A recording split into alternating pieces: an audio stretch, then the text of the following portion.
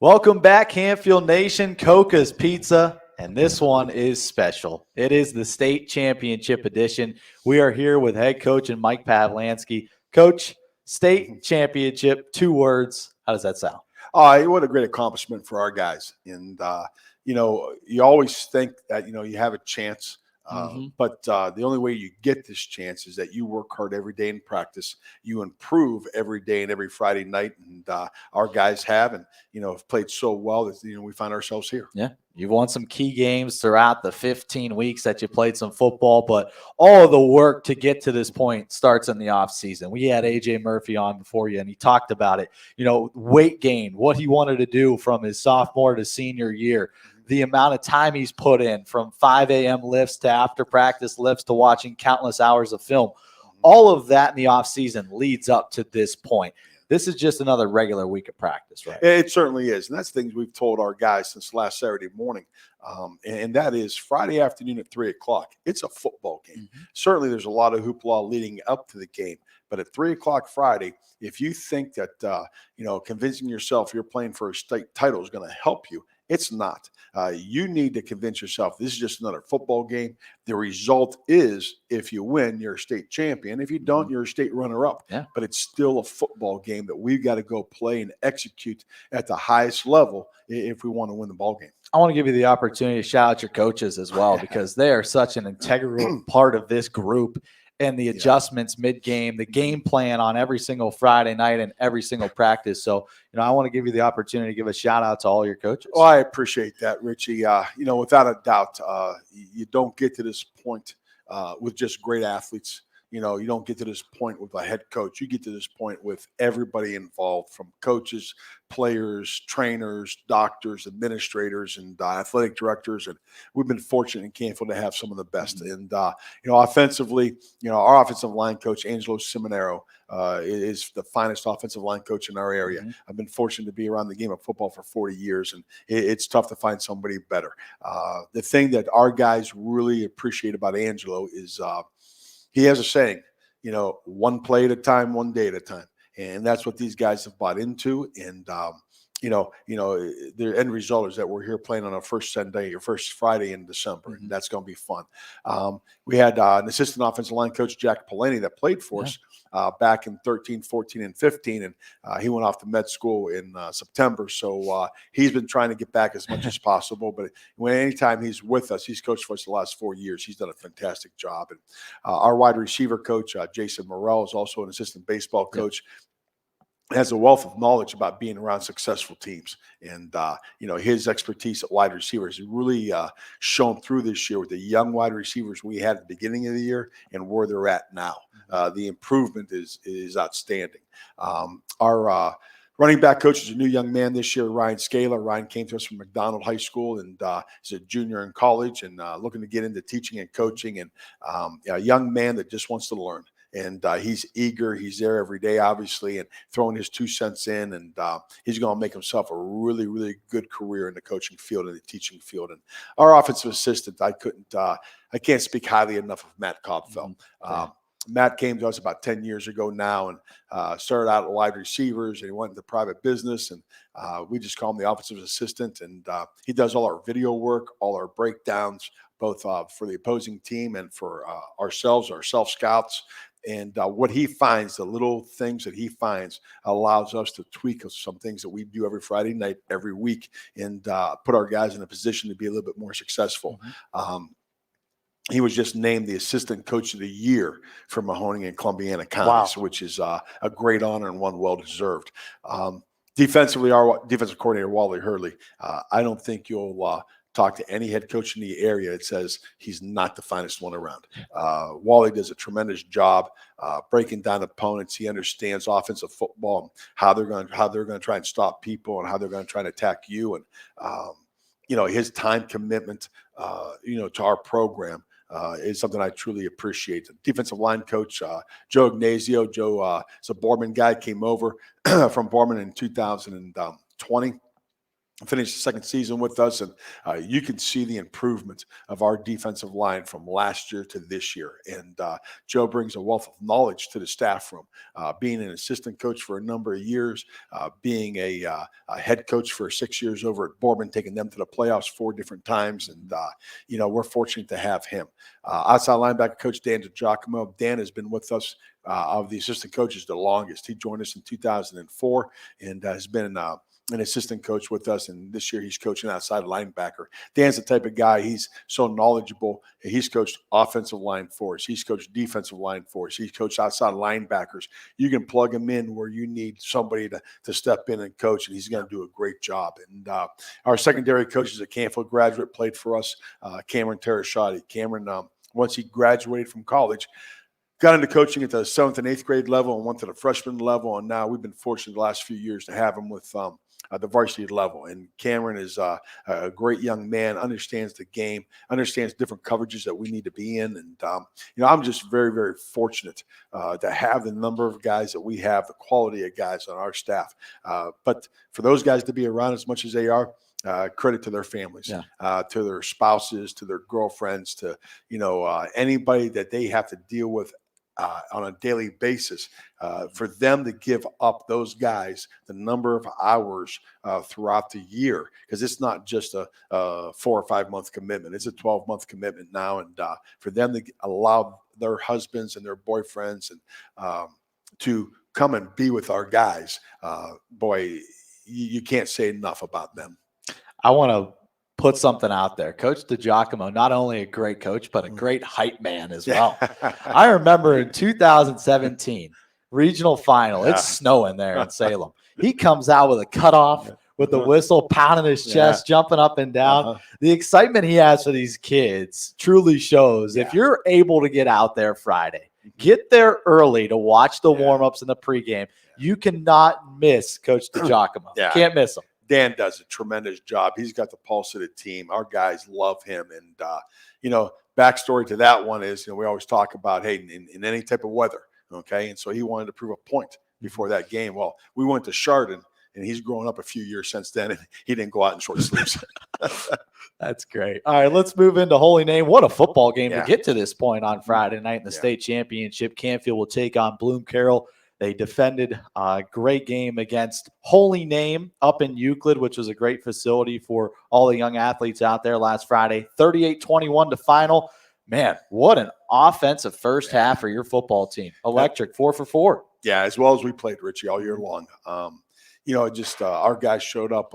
They locked in. They were ready to play. And, we were able to convert on all 4 possessions, got 28 points on the board. And, we needed every point because the Holy Name was not going to go away. And their quarterback, Javon Williams, and their tailback, Sanchez, were just tremendous athletes. And, again, very pleased offensively. Defensively, we got to improve this week. We didn't play the best defensive game that we had yet to this date. And, we've got to play a lot better Friday afternoon if we want to come away with a win. Your Big Ten commit, Brock Lowry, one of the senior leaders on this team. He really took over in that first half. And, a lot of people look at him, Big Ten commit going to Indiana. Yeah, he's got a great arm, great accuracy of the football. My goodness, can he beat you on the ground? Oh, that's it. People don't realize that, how fast he is. Yeah. He's, people say, how fast is he? I said, there's not too many people that catch him, and that showed out Friday night. Yeah. And Brock, again, talking to Brock, and he understands this. He's not a one-man show. Mm-hmm. We've got a bunch of other guys who can run the football. We got guys we can throw the football to. And, he's able to distribute the ball in the pass game according to coverages. And then in the run game, when it's time to tuck it and run it, he's the ultimate competitor. And as the stage gets bigger, as it has the last few weeks, he's gotten better. And we expect that type of performance on Friday afternoon. I think Brock's got to give a lunch or a dinner to his line as well. How about the protection that he had last Friday? Yeah. He could stand in that pocket for 10 seconds and feel comfortable. So, we talked with, AJ Murphy, who's one of your tackles, but it's all 5 of those guys up front that are all seniors except for Coca, who's the junior on the right side as the guard.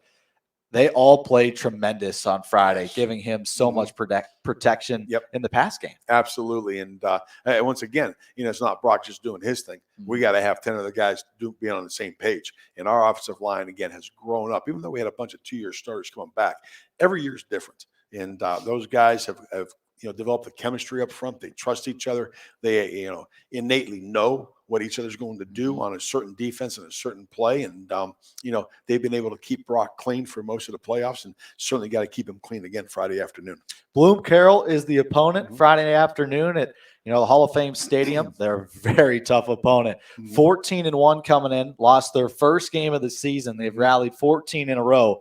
And we've talked about it in previous weeks. Ursuline was big. Chardon was good up front. Yeah. This team is completely different. It's a different animal. Yeah. There's no doubt. Their right tackle is 6'10", 305 pounds. Their right guard's the only junior up front, and he's their Division I player. He's 6'4", 285, and he can play the game. Just got offered this week, I think, by Kentucky. He did, yeah. And the other guys they average, I think it is 6'4", 265 or something across the board. They're a tremendous offensive line. There is no question what Jeremy McKinney and his staff wants to do at Bloom Carroll. They're going to line the ball up and they're going to run it at you. Yeah. And last week they got into what we call a 3-back offense, and Tip City couldn't get them out of it. 55 plays out of 61 came from the 3-back offense. They rushed for close to 400 yards, I believe it was. It was.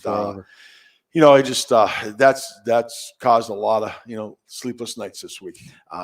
Their starting tailback has 2,100 yards, I believe. The backup tailback that's going to Kent State to be a linebacker, he's 6'3", 225, has over 1,000 yards. So people say, okay, just shut down the run game and load it up and you'll be okay. Well, the quarterback's thrown for over 1,000 yards. Yep. So we've got our hands full trying to decipher if they're going to be a run or a pass team first. But like in any ball game, Richie, you got to stop the run. At least try and slow it down. If you slow it down, you got a chance. Yep. If they can run it and throw it, it's going to be a long afternoon. You previewed their offense. They've got 3 good backs, 7, 11, 19, 2 or more fullbacks and halfbacks. Defensively, this is a good team. I mean, they have forced 3 turnovers last week, 2 on the ground with fumbles. Oh, yeah. They had 1 interception as well. So not only is this a great offensive team, but they're only giving up 10 points per game. Yeah. You featured it. One of their guys is going to Kent State, a 3-star linebacker who's top 40 in the state. Yeah, and he's good. He's better than people think. You watch him on tape, and I talk to my colleagues in Columbus. They say he's good on tape. He's absolutely tremendous in person. And, we got to find a way to stay on the field. They've lived off the turnovers in the playoffs. They do a great job of stripping the ball. They do a great job of ball hawking when you're trying to throw the football. They got a bunch of guys to the ball. They beat Bishop Watterson 33-28 on a pick 6. They beat Thornville Sheridan, in the regional semifinals, 17-7 on a pick 6. So we're going to have to really, hone in and be, ball conscious. We've got to make sure that we're not turning the ball over, because if you do, 1, you're probably not getting it back, and 2, they're probably scoring. We talked about special teams last week. Didn't have to use much of it, although you got a nice field goal there from Joel Mysick. He's 2 for 2 on the season. Yeah. This week, they've got a really good returner, both kicking and punting, and Bishop. Number 21, a fast guy that's already returned a couple this season when it comes to their punt team. Yeah. So special teams, once again, going to play an integral part of this football game in the state championship. Absolutely. When you get to this level, you're good in all 3 phases. You don't have a poor defense. You don't have an average offense. You don't have average special teams. You're good in all 3. And, they're tremendous in all 3. And, again, when you're on the field for a play, offense, defense, or special teams, it's got to be at a high level, and you got to compete because one play can cost you. This is going to be a great football game. I mean, Bloom Carroll, a team D4 the last couple of seasons, made it to the state semifinal in back-to-back seasons. Your squad is in the state championship for the first time since 2005. But you have preached this throughout this interview with AJ before. It's just a football game. Yeah. So you can't let your emotions get the best of you Friday afternoon. At the end of the day, you're going to play, on a 100-yard football field, and it's 51-some yards wide, and, whatever it may be. And it's the plays and the players between the white lines that are going to determine this. It's not going to be the atmosphere. It's not going to be playing in a Hall of Fame stadium where the NFL plays. It's not going to be anything else other than a football game and the players deciding on that particular day who the better team is. Let's finish this off the way we always do. 3 keys to the game to beat Bloom Carroll. Make it a football game. That's all. You can't make it any bigger than that. Make it a football game. Number two would be control the line of scrimmage. The team that can establish the run game better has a great chance of winning this thing. And then finally, the turnover margin. If you got to win the turnover margin, if we cough it up too many times, or they intercept a couple passes, it's going to be tough sledding for us. Coach, we appreciate your time as always. What a fun year this has been doing this. Richie, I really appreciate your support, YSN, and their support of our program, and especially our 28 seniors, to bring a positive light to them and, showcase them to the Canfield community and the Valley itself. And, just it's a pleasure to be part of your association. Well, we love having you every single week. It's been a pleasure. Appreciate Wish you nothing but the best on Friday. It's going to be a fun one. It's going to be a great one. It's going to be a good Absolutely. one. Hey, hopefully we'll get you after the game. We'll see you. And we'll get some post-game comments from you. Coach Pavlansky, state championship bound. They will play Bloom Carroll on Friday at 3 p.m. Want to thank Steve Coca, everybody here at Coca's Pizza, for having us from week number 1 all the way up to week 16. And hopefully we could bring you back for next week if we get a state championship. That'd be fun. That'd be great. All right, we'll talk to you next week here from Coca's Pizza in Canfield.